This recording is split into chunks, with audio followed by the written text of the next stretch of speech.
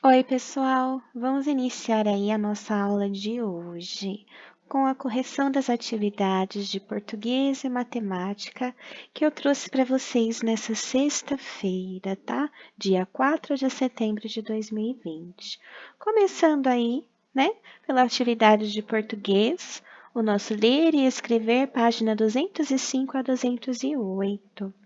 A gente vai ler o texto A Velha de um Olho Só e depois vai trabalhar esquemas gráficos. Então vamos lá para o nosso ler e escrever, página 205 aqui, ó. A Velha de um Olho Só. Vamos fazer a leitura então. É a continuação daquele texto que a gente já tinha lido, tá? O título desse texto que a gente leu junto é Entrando no Quarto Misterioso. E ele fala dessa velha de um olho só. Então, a gente vai ler agora a continuação, né? Vamos lá, então. A aparição deve ter uns 2 metros de altura. De mulher, ela conserva apenas alguns traços e o vestido roto. É esguia e fina como um bambu. O rosto mal se vê atrás da alta gola do vestido preto remendado, e os poucos dentes que tem são roxos. Então, essa mulher que apareceu atrás dele quando ele estava mexendo no tear, né? Que negócio de costura, né?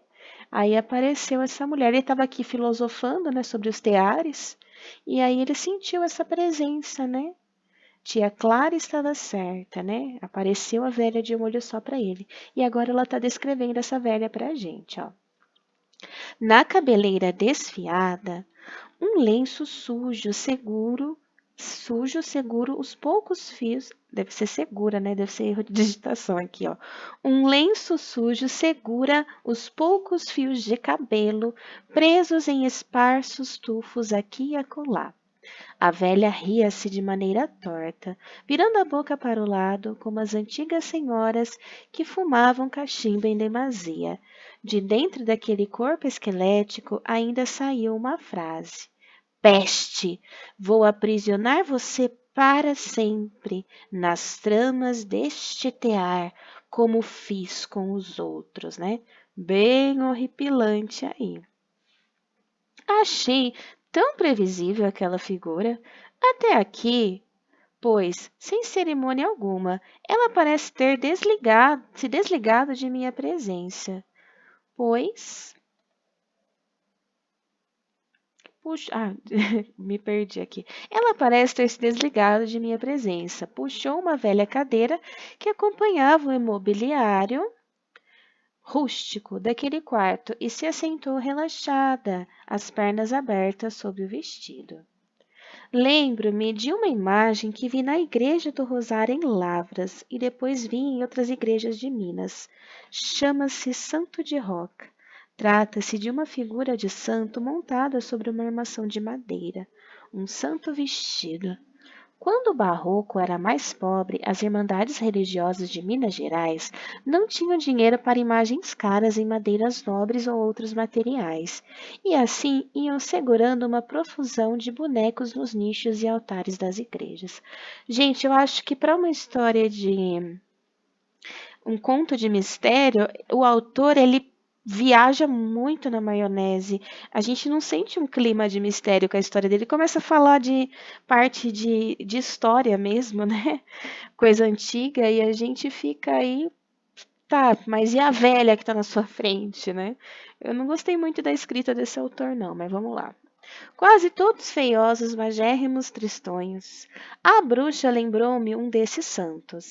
Ela não era daquelas assombrações que riam fácil, mas, se gargalhasse, alguém a escutaria? Duvido. O cômodo que abria é muito isolado do resto da residência. Após uns segundos assentada despojadamente, ela aponta o tear. Dirijo meu olhar para as tramas esticadas. Vejo nelas formas diferentes nas cores dos fios. Percebo o rosto assustado de vários outros garotos e garotas desenhados pelo algodão. É uma coisa bizarra e amedrontadora. Então encaro a velha e percebo que seus 2 olhos não são mais do que rasgos fechados. Na testa, sob um tufo de cabelos que se jogou para o lado, estava um olho negro e sem vida. como um botão de um velho casaco fixo em mim. O hálito que rodeia a mulher é antigo, tem um bafo de 1000 mofos e de bolores de centenas de anos. Sinto uma coceira insuportável no nariz e penso de imediato no medicamento antialérgico que trouxe na mochila. Dessa vez, o que me dá medo não é o que conversamos, mas o silêncio que nos aproxima. A velha bruxa está num outro plano de medos para mim. Acho que é o plano do indizível. Falei difícil, mas não vem outra palavra agora. Ela nada diz, mas expressa muito naquela cena insólita. Uma medonha figura descansando sobre uma cadeira dura. Mas o que ela é, André? Não passa de uma velhota, uma bruxa maluca, grita minha consciência. Não tem disso. Na hora do medo, até boi brabo amansa, até Geló fica doce. Sou tudo isso que você pensa que sou, rapazinho. Fio minhas tramas e delas tiro o que bem quero. Estou aprisionado, imóvel, por um estranho feitiço, mais por medo do que por feitiçaria. Sinto meu corpo adormecendo e não paro de lembrar dos rostos dos outros meninos nas tramas do tear. Eles me olham com desespero, como se pedissem ajuda sem poder falar.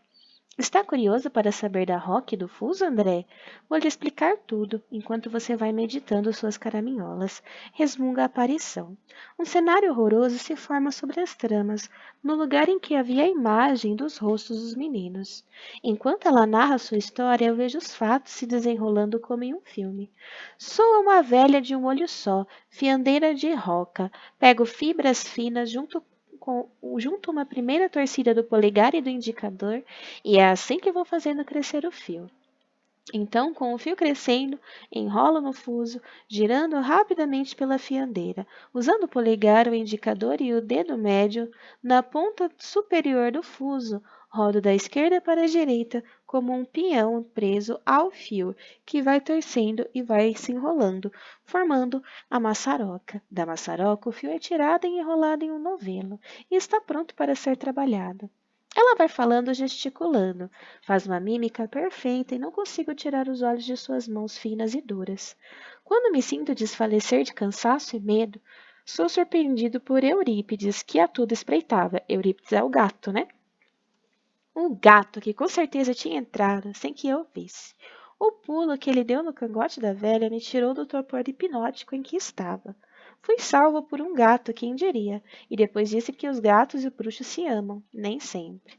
Meu impulso primeiro, antes de fugir, é tentar arrebentar as tramas e libertar aquelas almas aprisionadas. Meu tempo é curto, entretanto. Eurípides, como se fosse gente, me fez um sinal inteligente com uma das patas para que eu fuja, enquanto tenta arranhar o rosto da velha de um olho só. Enfim, apressadamente a chave na fechadura, e ainda vejo a velha furiosa antes de trancar a porta. Quando estou a salvo na cozinha, além da despesa e do quarto mal assombrado do tear, dirijo-me à salona de visitas. Preocupo-me com Eurípides. Como ele sairá de lá? Talvez alcance a abertura até o lado de fora da casa. Gente, que escrita enrolada desse autor. O silêncio da casa me assombra também. O carrilhão da parede marca meia-noite, mas está parado. Já passam das 3 da madrugada no meu relógio de pulso. Eurípides mia do lado de fora da casa. Encontrou seu próprio jeito de sair daquele quarto, de fiar. Abro a porta da cozinha e o deixo para debaixo do fogão de lenha, como se nada tivesse acontecido. Espreguiça-se para dormir ronronando. Minha inquietação me move a realizar uma experiência sobrenatural. Dou corda no grande relógio de meu avô. Então o gato saiu de lá e foi dormir depois de tudo que aconteceu. Ai, meu Deus, por que será que o relógio parou exatamente à meia-noite? Acerto para 13h05, que é a hora que marca meu relógio.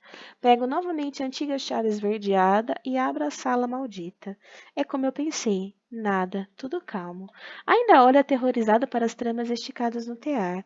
Agora são somente velhos e empoeirados fios encardidos pelo tempo. Escancaro a única janela do cômodo. Respiro o ar da madrugada e vejo multidões de vagalumes buscando namoradas nos pastos, mais além do terreiro. Pelo que entendi, somente com o relógio parado à meia-noite é possível entrar em contato com aquela criatura maligna. Deus me livre voltar a encontrá-la. Mas preciso fazer algo para libertar aqueles prisioneiros. Tenho de pensar. Amanhã cedo consultarei minhas tias. Boa noite. Espero conseguir dormir. E você? Com essa história ruim, a gente vai dormir tranquilo, né? Porque não deu medo nenhum. Então ele estava lá, pelo que eu entendi da história. Ele entrou no quarto, era meia-noite, provavelmente, que é o horário que acabou parando o relógio. A velha apareceu para ele, e aí ele viu que tinha almas presas no tear lá, e ela queria prender a alma dele também. Daí o gato apareceu, salvou ele daquele momento, né? Ele estava caindo no sono ali naquele tear. O gato salvou ele, pulou na velha e ele saiu correndo do quarto. Quando ele saiu correndo, ele chegou lá, viu o relógio parado na meia-noite. O gato conseguiu sair do quarto tranquilamente, foi dormir como se nada tivesse acontecido. Quem tem gato sabe que se o gato passa por uma situação de estresse dessa, ele vai se esconder, ele não vai deitar para dormir, né? E aí, depois de tudo que aconteceu, ele não gritou, não chamou, não gritou por ajuda, não chamou ninguém, simplesmente resolveu ir dormir e esperar o dia seguinte, pensando em libertar aqueles prisioneiros do tear. Que história boa, né? Todo mundo vai ficar com medo essa noite, então vamos lá. Na atividade 3B, você irá estudar como os contos de assombração são organizados e quais recursos que o autor utiliza. Retome em parceria com seu professor a leitura do texto A Velha de um Olho Só. Analise-o considerando personagens, enredo, tempo, conflito, finalização do conto, utilizando os exemplos do esquema abaixo. Então, a gente tem que montar esse esquema aqui, substituindo pelos personagens, pelas características, o enredo e tal. Então, vamos montar aqui nosso esquema, tá? Vamos lá. Primeira coisa, título do livro. Vou fazer maior. Será que vai caber? Não, não vai caber assim, não. Bom, vamos lá. Eita. Ah, eu vou fazer na caixa de texto mesmo. Vamos lá. A Velha de um Olho Só. Textão, hein? Conheço contos de mistério bem melhores. A Velha de um Olho Só. Pronto, esse é o título, né? Opa. Deixar essa caixa maior, né? Para caber o título inteiro. O duro da caixa de texto é que a letra é muito grande, mas eu acho que vai dar certo. Vamos lá. Então, aqui, primeira coisa, título do texto. Personagem 1. Quem é o personagem 1? É o André, né? A gente viu que ele é o menino que entrou no... O autor contando como ser... Ah, não, o autor chama Adriano, então não é autor-narrador. Mas a gente sabe que o personagem principal chama André, porque ele fala com ele mesmo, né? André, né? Então, sim, é um narrador em primeira pessoa, tá? Mas eu achei que era o nome do autor. O autor é Adriano, não é André. Então, aqui, personagem 1. Personagem 2 seria a velha, né? Eu não sei, era para ter o personagem 3 que é o gato, mas é que o gato, ele... Eu não sei se ele aparece ali como um personagem ou só uma característica da história. Mas como só tem espaço para 2 personagens, então os personagens importantes são a velha e o André, né? O enredo. O enredo seria ali a história, né? O que está acontecendo, né? No quarto,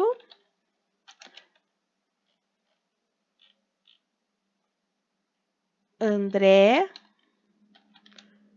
encontra a velha de um olho só. Pronto. Esse é o enredo da história, né? Que acontece aí na nossa história. Pronto. E aí a gente tem o tempo e o espaço. Então, deixa eu pôr mais para cá para caber, né? Tudo bonitinho. A velha. Vamos pôr a caixa de texto mais para cá. E aqui o enredo. E tem o tempo, né? A história é contada no presente, tá, gente? Tá acontecendo, vai acontecendo, ele vai contando, então, presente. E o espaço é numa casa, né? Ele tá no quarto, mas ele sai, ele vai para outro ambiente da casa também, não é só no quarto que acontece, tá? Então, esse é o espaço, tá? O tempo presente numa casa. Então, vamos continuar completando nosso esquema aqui. Quais as características do André? Ele é um personagem pensativo. Eu achei ele pensativo, ele divaga bastante, né? Ele é corajoso, porque ele pensa em salvar os meninos lá. Achei ele corajoso, acho que é uma característica dele também, tá? Curioso, porque ele quis entrar no quarto para ver, tá?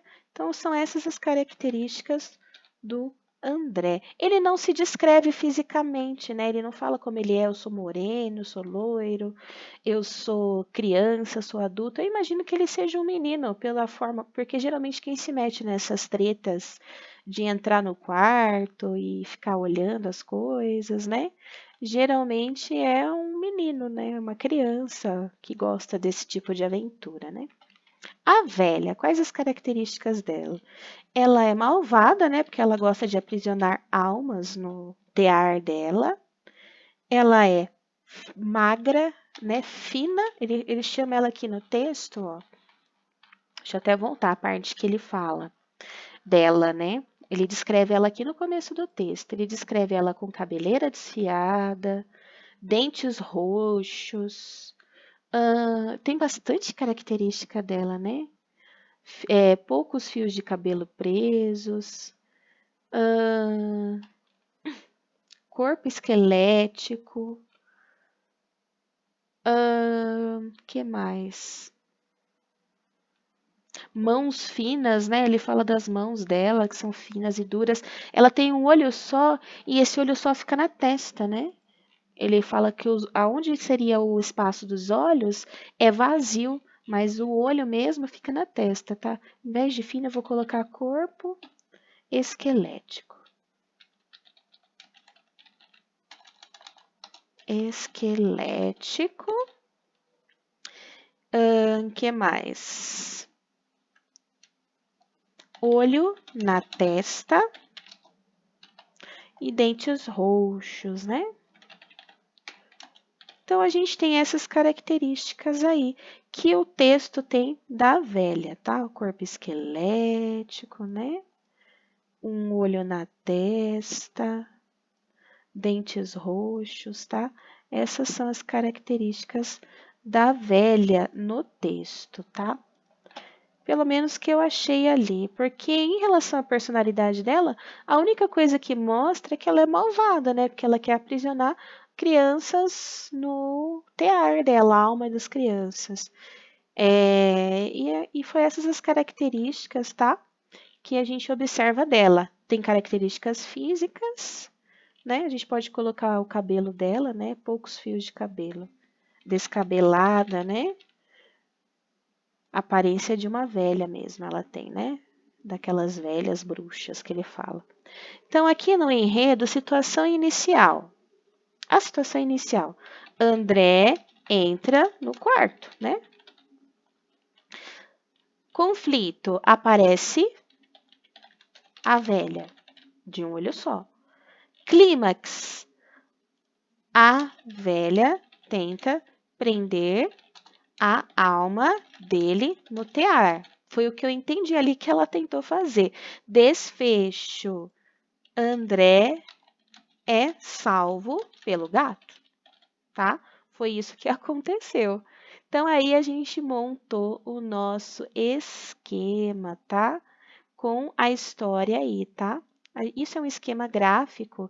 Ele serve aí para a gente fazer um resumo da história e ajuda até mesmo a fazer reescrita esse tipo de esquema, tá? Então, agora eu vou só fazer as ligações aqui, né? Para ficar bonitinho o nosso esquema, ó.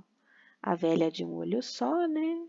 A gente liga aqui com os dados do nosso esquema gráfico, né? André. O André é pensativo, ele é corajoso e ele é curioso também. Prontinho. Liguei aqui o André. Agora vamos ligar a velha, né? A velha é malvada, tem um corpo esquelético, Ela possui aí o olho na testa. Ela possui dentes roxos. É sempre dificinho fazer. Dentes roxos e ela é descabelada, né? Então, aí as características da velha. E aqui a gente tem, né, a parte do enredo, né? A gente liga aí todo o enredo da história. Que o André entra no quarto, encontra a velha e é salvo aí pelo gato. Então, olha só, construir um esquema gráfico para mostrar aí todo o resumo da história. Interessante, né?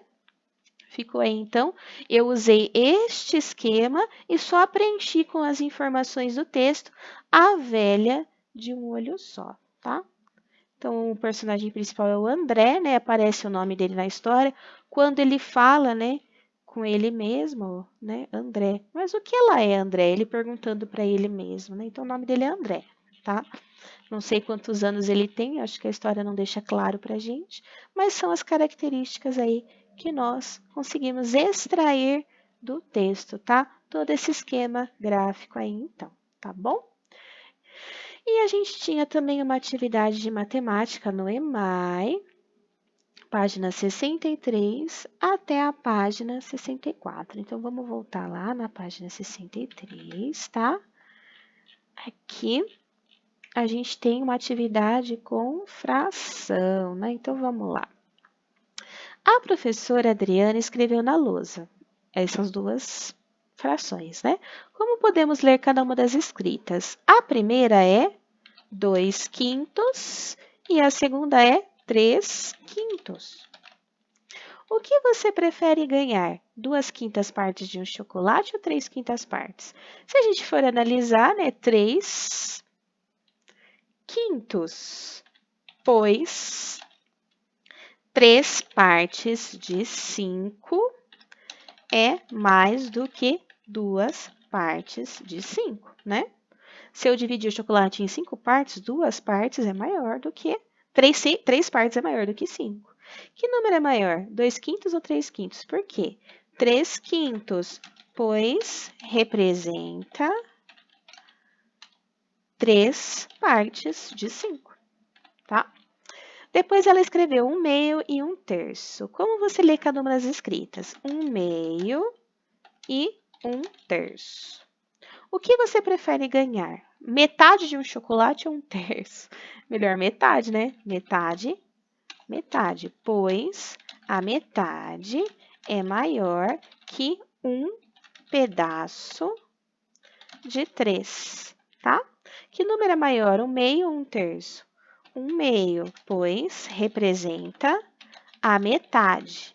Já 1/3 é o mesmo que algo dividido em 3 partes, sendo partes menores que 2, do que em 2 partes, tá? Se você pegar um pedaço de chocolate e dividir na metade, deixa lá do lado, pega um chocolate de um tamanho igualzinho, corta em 3. Qual dos pedaços é maior, o pedaço da metade ou 1/3? Então, o número de baixo da fração, enquanto mais partes a coisa é dividida, menor o pedaço fica. É por isso que 1/2 é maior que 1/3. A metade é muito maior que um pedaço de 3, tá bom? Aqui tinha um anexo na atividade 5, anexo 5 dessa atividade que você poderia recortar. Depois você pode colar no caderno essas bolinhas, tá? E aí pede para a gente representar como se fosse pizza, né? Escreva em cada uma das partes a fração que pode representá-las. Então, vamos lá. Esse daqui é um inteiro, né? Não está dividida aí em nenhuma parte, é um inteiro.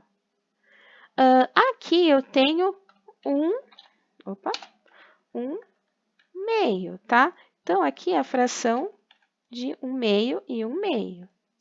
Aqui é 1 terço, tá? Então, cada pedacinho desse é um pedaço de 3, 1 terço. Tá vendo como 1 meio é maior que 1 terço? Olha o tamanhão da metade, olha o tamanho do terço. Aqui é 1 quarto. Aqui, 1 quinto, tá? Aqui é 1 sexto. Opa, 1 sexto, tá em 6 partes. E aqui, cada parte é 1 oitavo, tá?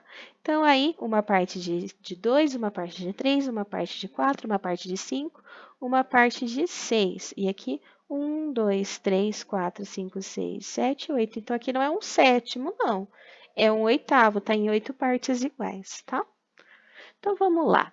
Comparando esses pedaços, a gente tinha que colocar se era maior ou menor.